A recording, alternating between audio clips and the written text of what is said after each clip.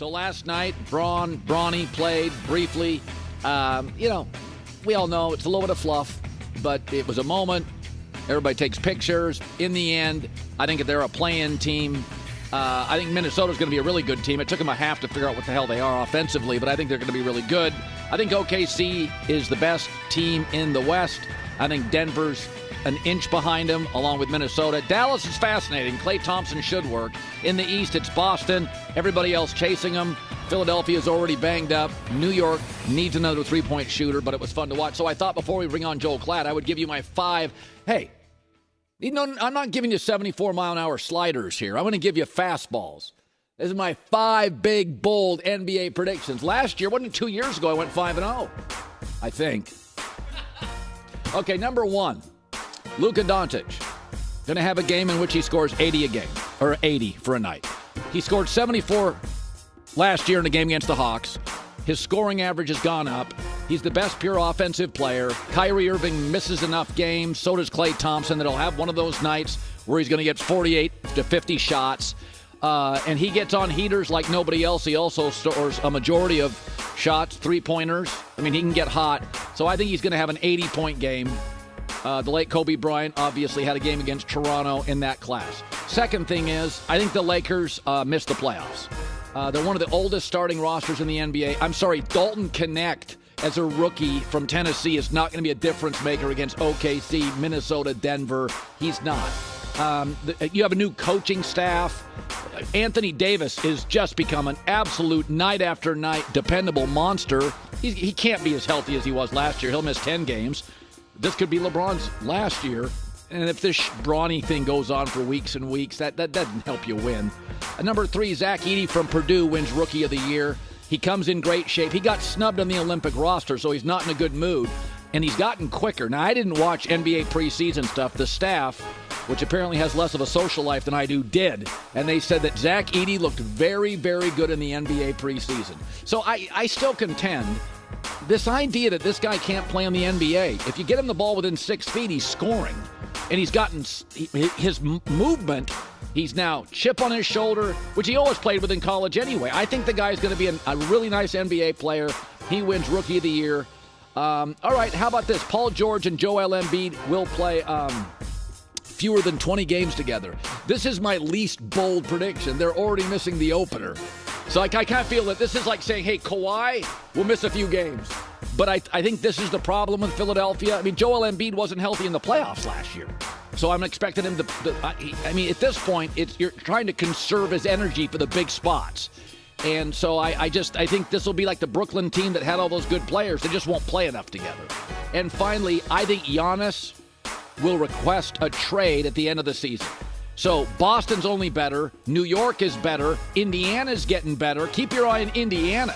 Indiana's like the OKC of the East. They're not as good, but they're going up fast. They're ascending. So I think everybody's getting better around the Bucks, and they're getting older. And so this is going to be year 2 of Dame and Giannis. Middleton's already hurt. So I think what's going to happen, when you get old in pro sports, you get old fast. The Niners got old really fast. And in basketball last year, we're like, man, a couple years ago, we're like, Bucks are old. They're not getting younger. They're too good to get good draft picks. They're not getting younger. So I think by the end of the year, the Warriors have shown interest. I think that thing, it's a 2-year experiment. They may win 48, 50 games. I'm not saying that. But the Knicks are noticeably better over the course of a season. They will be. It didn't look good last night. The Knicks will be better. The Celtics are better. Indiana's only getting better. Miami, I think, could be better. Milwaukee's getting older. So they're my 5 bold. I was going to throw this one in. The Celtics clinch the number 1 seed by next Thursday. That felt a little too bold for the segment. So I felt like last night, it was basically for the lightweights who don't really follow sports, the influencers. Bronny and LeBron are playing, and it was good for their family. That's cool. And their business partners, and that's cool. And influencers and people that don't really watch the game. It will have zero impact. It was cool. It was a moment. First father-son duo. It was great. I get it. It was a moment. It'll have zero impact on the Lakers. In fact, if J.J. Redick is forced to play Bronny, it will hurt the team. I mean, you saw Ant Edwards looked at Bronny as a liability. Let's go attack him.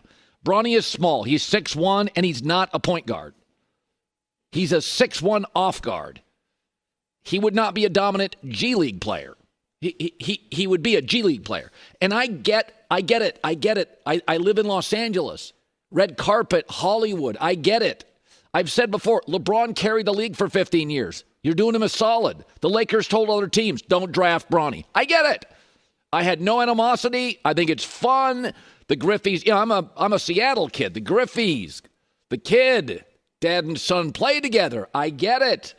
But if we're serious here, this is just fluff. This is for influencer types. The cameras come out. Everybody's taking pictures. I was there. That's fine. I mean, you go to a restaurant in L.A., it's 23-year-olds. I mean, taking pictures of their food. Like, I get it. But for serious basketball people, all I watched was J.J. Redick, and the thing I would be encouraged about, the Lakers' ball movement was better than it was with Darvin Ham. The spacing was better than it was with Darvin Ham. And Anthony Davis got to the free throw line 15 times. So, Anthony Davis, J.J. Redick is all in, and as an offensive coach, knows how to use him better than Darvin Ham did. That's what I watched. The other stuff felt like a soft launch for a Kardashian show. All right. But I mean, what I was watching was, oh my God, this is the most engaged. Anthony Davis is all in. LeBron's still fine. Austin Rivers has put on 10 pounds of muscle. Dalton Connect, that's fun. Could he win Rookie of the Year? But all I cared about last night, and again, maybe I'm old school. I don't want to be grumpy old guy. The Bronny thing was cool for the family. Savannah, LeBron, the kids. It's a great moment. It's amazing. Let's not let it get in the way of stuff. I'm looking at J.J. Redick.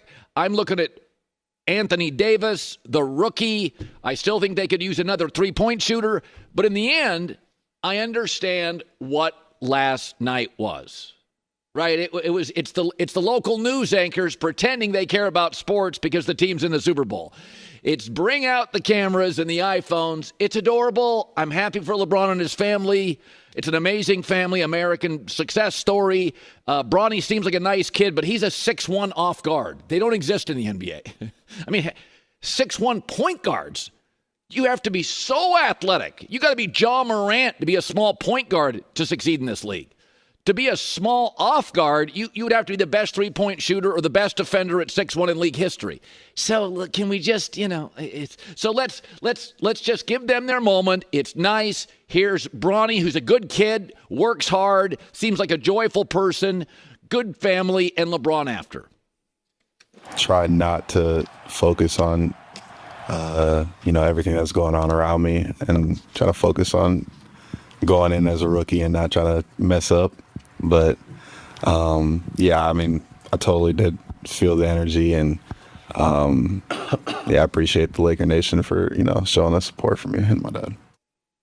We still had a job to do when we checked in. We wasn't trying to make it a circus. We wasn't trying to make it about us. We wanted to make it about the team. And, for us to go out there and continue to play the game, the brand of basketball that the coaching staff and our teammates wanted us to play, we kept the main thing while we was on the floor, and that was good for all of us. Yes, it wasn't a circus. It wasn't. The Lakers won. Minnesota was a little out of sorts in the first half. Cat's gone. Julius Randle in. Dante DiVincenzo is going to be a nice fit. Minnesota is going to be fine. They have a really good coaching staff. They're good players. I think they could be as good or better than last year. They didn't get their feet under them in the first half. It's the first game. Don't make too much of Minnesota. I like their pieces. Julius Randle, dribbles too much, takes the air out of the ball. Not my favorite. And in the moment was not a circus. But let's be honest. If you're going to force the Lakers to play Bronny, it will be, and it'll get in the way of what a team that may be at best a play-in team. But J.J. Redick, I thought the spacing, the movement, and his use of Anthony Davis was fantastic. That's what I thought.